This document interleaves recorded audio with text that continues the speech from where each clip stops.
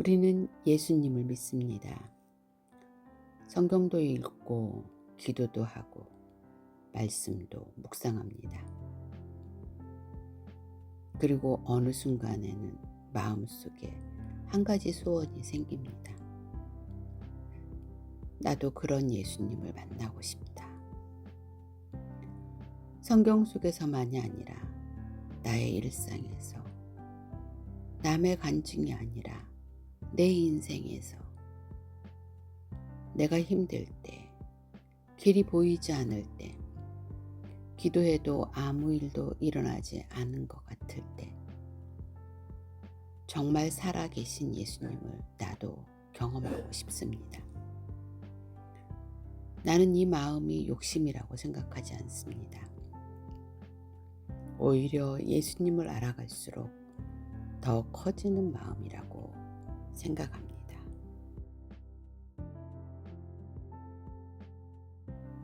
우리는 성경을 읽을 때 자꾸 기적을 찾습니다. 병이 나은 이야기, 죽은 사람이 살아난 이야기, 문제가 해결된 이야기를 찾습니다. 그리고는 속으로 생각합니다. 나에게도 이런 기적이 일어나면 참 좋겠다. 그 마음은 너무 자연스럽습니다. 하지만 누가복음 7장에서 누가는 우리에게 조금 다른 것을 보여줍니다. 누가가 기록한 것은 기록 자체의 시선이 아니라 기적을 행하시는 예수님입니다. 백부장은 병든 종 때문에 예수님을 찾았습니다. 과부는 아들을 잃고 울고 있었습니다. 세례 요한은 감옥 안에서 흔들리고 있었습니다. 한 여인은 사람들에게 죄인이라고 불리며 예수님의 발 앞에서 울고 있었습니다. 누가는 오늘 이 이야기를 7장에 모아놓았습니다.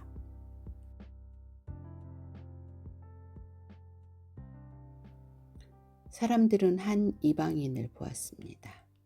과부를, 죄인을, 의심하는 사람을 보았습니다. 하지만 예수님은 그들의 이름표를 보지 않으셨습니다. 그들의 마음을 보셨습니다. 그래서 오늘 누가복음 7장을 읽을 때 한 가지 질문만 붙들고 가려고 합니다. 예수님은 무엇을 보셨을까? 그리고 마지막에는 그 질문이 우리에게 돌아올 것입니다.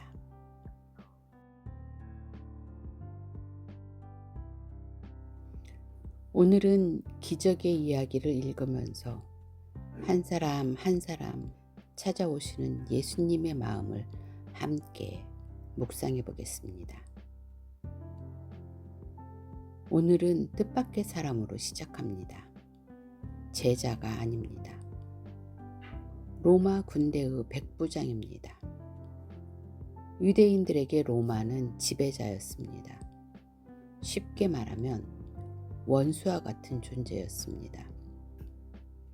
그런데 누가는 왜 가장 먼저 이 사람을 기록했을까요?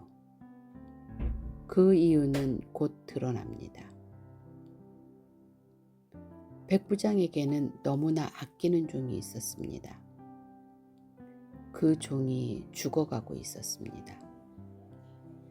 백부장은 예수님의 소문을 들었습니다. 그리고 사람들을 보내 예수님께 부탁합니다. 와서 내 종을 살려주십시오. 예수님은 그 집으로 향하십니다. 그런데 거의 도착했을 때 백부장이 다시 사람을 보냅니다. 그리고 놀라운 말을 합니다. 주여 수고하시지 마옵소서. 저는 주를 제 집에 모실 자격도 없습니다. 여기까지는 겸손한 사람이라고 생각할 수 있습니다. 하지만 진짜 놀라운 말은 그 다음입니다. 말씀만 하옵소서. 그러면 제 종이 낫겠습니다. 예수님은 아직 그 종을 보지도 않으셨습니다. 손을 얹지도 않으셨습니다. 기도하지도 않으셨습니다. 그런데 백부장은 말합니다. 말씀만 하옵소서.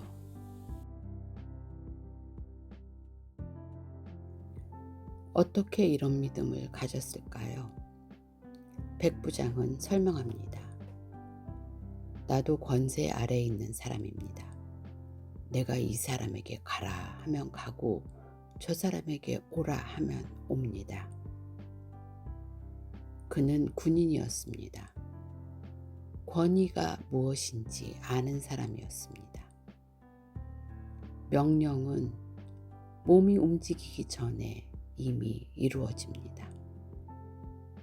그래서 그는 예수님을 보며 생각했습니다. 질병도 예수님의 권위 아래 있겠구나. 죽음도 예수님의 권위 아래 있겠구나. 그래서 예수님이 직접 오실 필요도 없다고 믿었습니다. 말씀만 하시면 됩니다. 그리고 그 순간 누가복음에서 아주 드문 장면이 나옵니다. 예수님께서 놀라셨습니다. 내가 이스라엘 중에서도 이만한 믿음을 보지 못하였다. 수많은 사람이 예수님을 따라다녔습니다. 기적을 보았습니다. 말씀을 들었습니다. 그런데 예수님은 한 이방인 백부장을 보시며 놀라셨습니다. 백부장은 기적을 믿은 사람이 아니라 기적을 행하시는 예수님의 말씀을 믿은 사람이었기 때문입니다.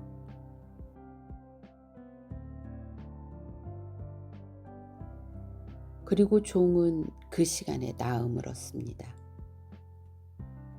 우리는 여기서 병이 나은 기적에 관심을 보입니다.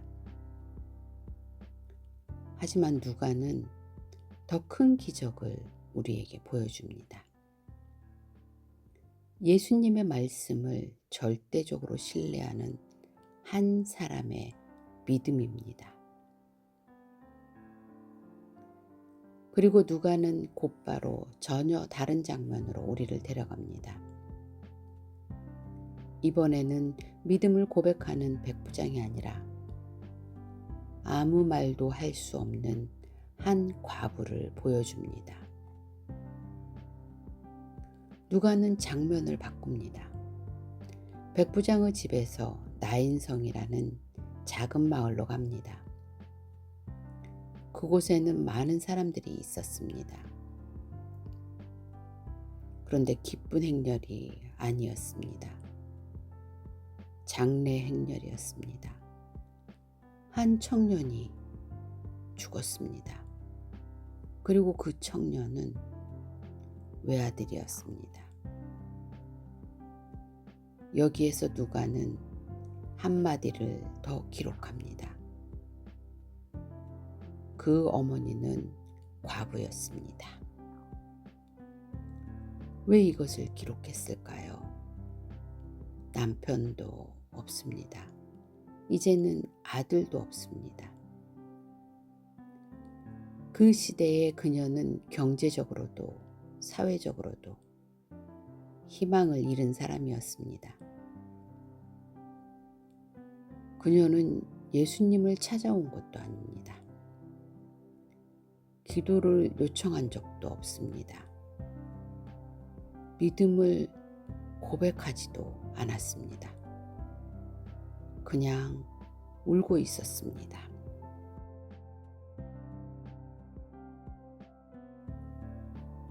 그런데 예수님께서 그녀를 보셨습니다. 누가는 아주 짧게 기록합니다. 주께서 그를 보시고 불쌍히 여기사. 이 한 문장이 누가복음 7장의 중심입니다. 예수님은 죽음을 먼저 보신 것도 장래 행렬을 먼저 보신 것도 아닙니다. 한 어머니를 먼저 보셨습니다. 사람들은 죽은 청년을 보았습니다. 예수님은 살아있는 어머니의 마음을 보셨습니다.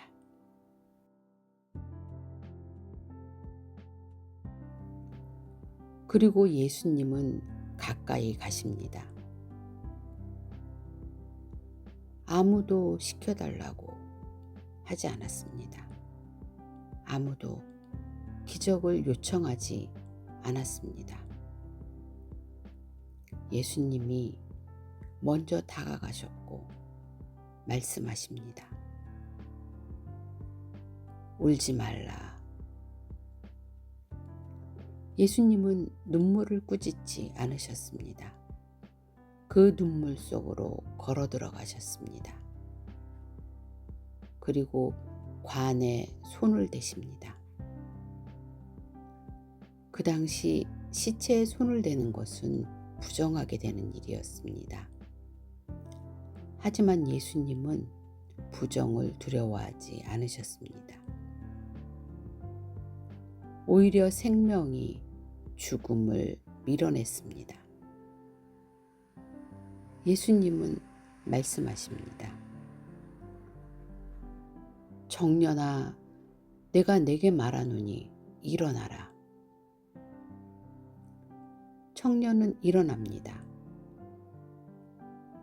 그리고 누가는 아주 아름다운 한 문장을 기록합니다. 예수께서 그를 어머니에게 주시니. 구테여 왜 이 문장을 기록했을까요? 예수님은 단순히 기적을 보여주려고 하신 것이 아닙니다. 한 어머니의 잃어버린 삶을 다시 돌려주신 것입니다.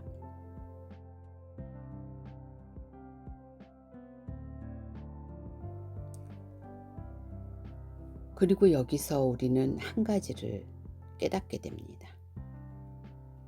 백부장은 예수님을 찾아왔습니다. 하지만 과부는 찾아올 힘조차 없었습니다.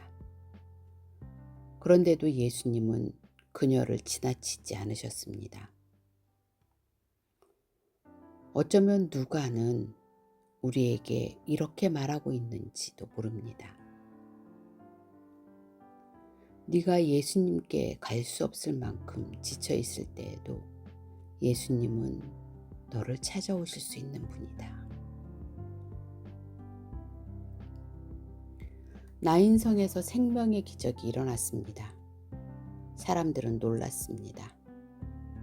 예수님의 소문은 온 유대와 사방으로 퍼져나갔습니다.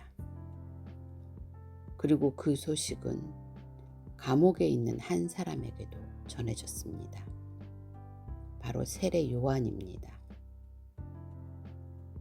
요한은 예수님이 오실 길을 준비한 사람입니다.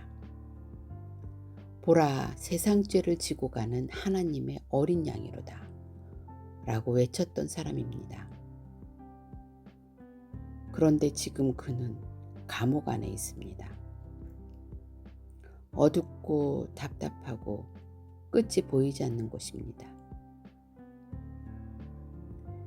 그리고 요한은 제자들을 보내 예수님께 묻습니다. 오실 그이가 당신이 오니까 우리가 다른 일을 기다리오리까?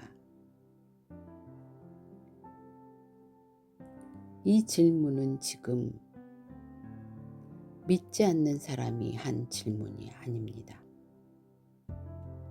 평생 예수님을 증언했던 사람이 한 질문입니다.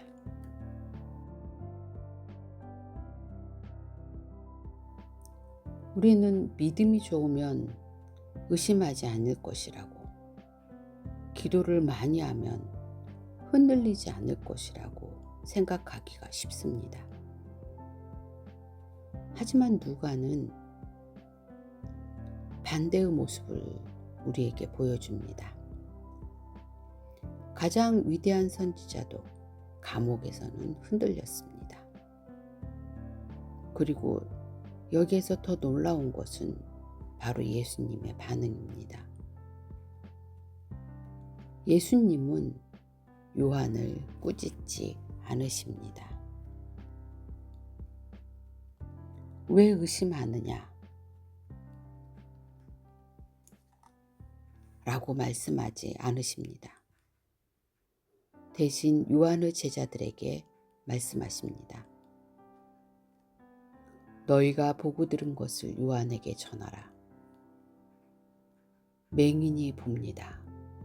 못 걷던 사람이 걷습니다. 나병 환자가 깨끗하게 됩니다. 귀 먹은 사람이 듣습니다. 죽은 자가 살아납니다. 가난한 자에게 복음이 전해집니다. 예수님은 설명을 하지 않으셨습니다. 자신이 누구인지 논쟁하지도 않으셨습니다. 그저 내가 하고 있는 일을 보라고 하셨습니다. 그리고 마지막으로 이렇게 말씀하십니다. 나로 말미암아 실족하지 아니하는 자는 복이 있도다. 이 얼마나 따뜻한 말씀입니까? 예수님은 흔들리는 요한을 밀어내지 않으셨습니다. 오히려 그 흔들림 속에서도 다시 바라볼 수 있도록 붙잡아 주셨습니다. 그리고 요한의 제자들이 떠난 뒤 예수님은 사람들을 향해 놀라운 말씀을 하십니다. 여자가 낳은 자 중에 요한보다 큰 자가 없다. 요한은 자신이 흔들렸다고 생각했을지 모릅니다. 하지만 예수님은 그의 실패를 보지 않으셨습니다. 그의 사명을 보셨습니다.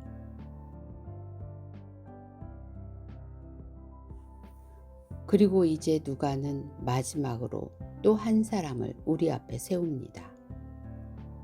사람들은 그녀를 죄인이라고 불렀습니다. 하지만 예수님은 그녀를 전혀 다르게 보셨습니다. 누가는 우리를 한 바리새인의 집으로 데려갑니다. 그의 이름은 시몬입니다. 그는 예수님을 식사에 초대했습니다. 그때 그 집에 한 여인이 들어옵니다. 누가는 그녀의 이름을 기록하지 않습니다. 대신에 이렇게 기록합니다. 그 동네에 죄를 지은 한 여자. 그녀의 이름은 없습니다. 사람들에게는 이름보다 죄인이라는 이름이 더 익숙했습니다. 그녀는 향유가 담긴 옥합을 가지고 왔습니다. 그리고 예수님의 뒤에 서 있습니다. 한마디도 하지 않습니다. 그 어떤 변명도 하지 않습니다. 자신을 잘 봐달라고 설명하지도 않습니다. 그녀는 그저 울기 시작합니다. 눈물이 예수님의 발을 적십니다. 머리카락으로 그 발을 닦습니다. 그리고 계속 입을 맞춥니다. 향유를 붓습니다. 그 그 장면을 본 바리새인은 속으로 생각합니다. 이 사람이 선지자라면 이 여자가 어떤 사람인지 알았을 것이다. 사람들은 그 여자의 과거를 그리고 그 여자의 죄를 보았습니다. 사람들은 그 여자의 자격, 조건을 보았습니다. 하지만 예수님은 전혀 다른 것을 보고 계셨습니다. 이때 예수님은 시몬에게 한 이야기를 들려주십니다.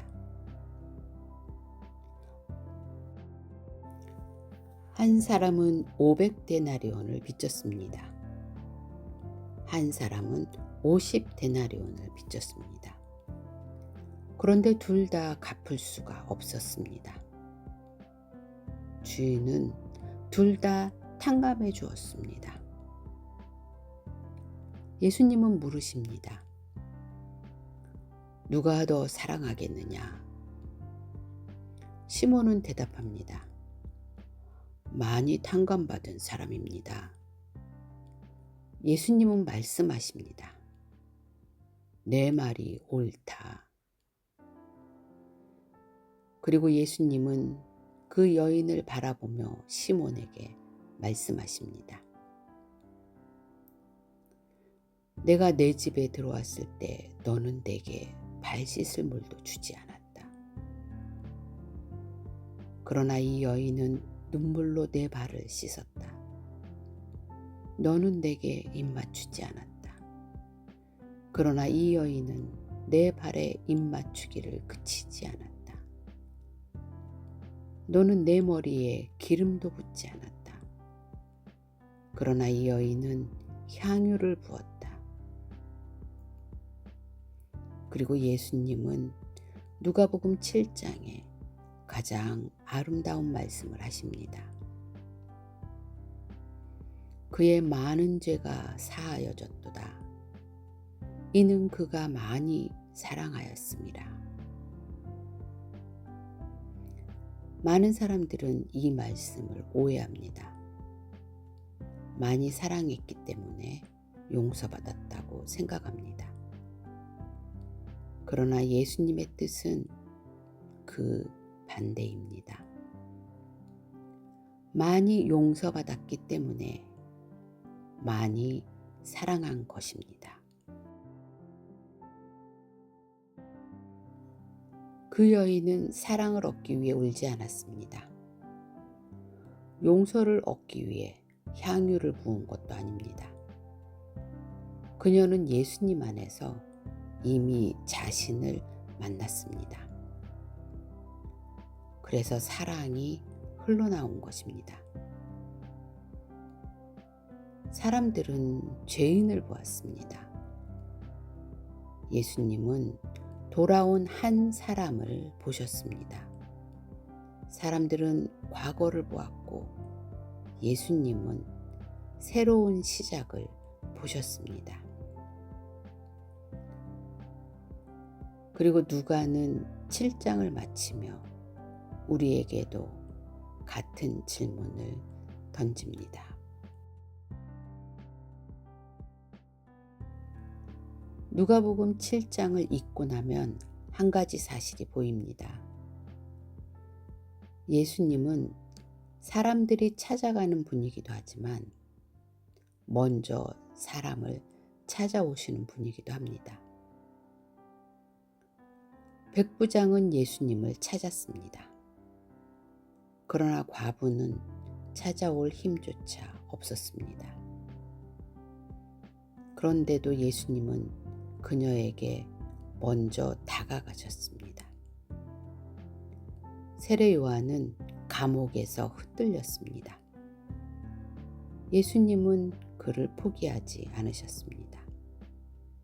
죄인이라고 불리던 여인은 고개조차 들지 못했습니다. 하지만 예수님은 그녀의 과거를 묻지 않으셨습니다.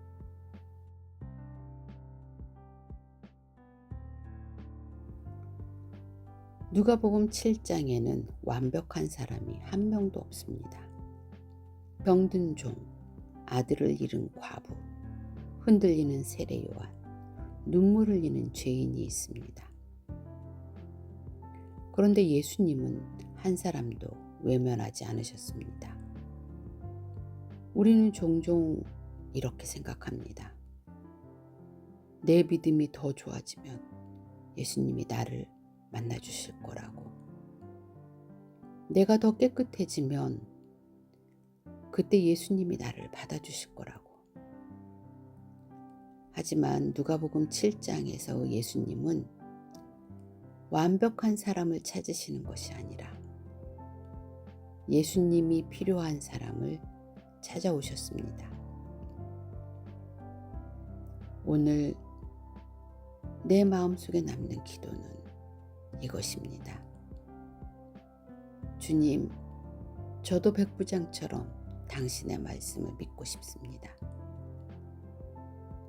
과부처럼 제가 아무 힘도 없을 때 저를 찾아와 주십시오. 세례 요한처럼 제가 흔들릴 때에도 저를 놓지 말아 주십시오. 그리고 그 여인처럼 저의 눈물이 당신 앞에서 헛되지 않게 하여 주십시오.